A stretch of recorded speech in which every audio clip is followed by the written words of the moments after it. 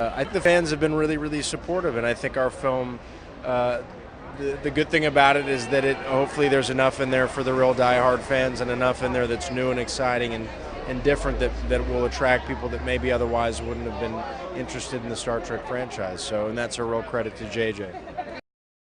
Yeah, you know, film is a truly collaborative art form, and I do feel, even though we're the faces out here selling the thing, there are thousands, hundreds and thousands of people that work on films like this that make it the experience that we all come to know when we sit in the theater. So we're just, you know, me and Zach are just two of the many people that are a part of this film.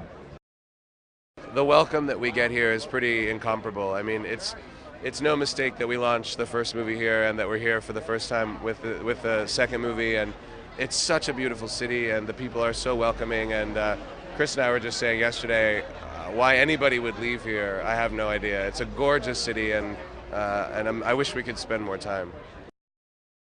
I just think JJ is such a master of blending those two things, giving audiences what they want in terms of spectacle and scope and magnitude of story, but also rooting it and anchoring it in emotional connection and in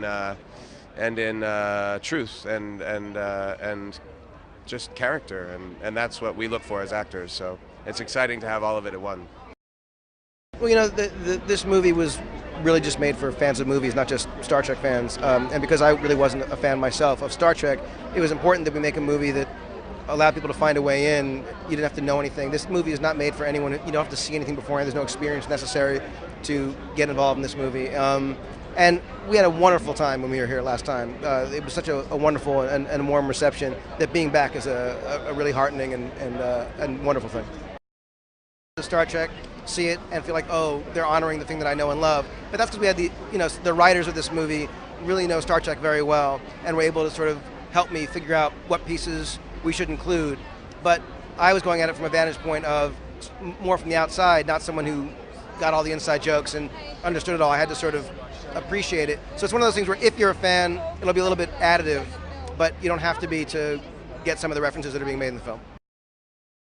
Yeah, it's kind of surreal, and it was surreal on this because we walked back on, it was 4 years since we'd all been together, and to walk back on set, wearing the same uniforms and there's the exact same bridge, this exact same extras, operating the various instruments, same crew, and it was surreal. It was literally, I felt like that we were in a time warp, and President Obama was about to be elected for the first time. But it was wonderful. We cracked onto it, and it just picked up where we left off.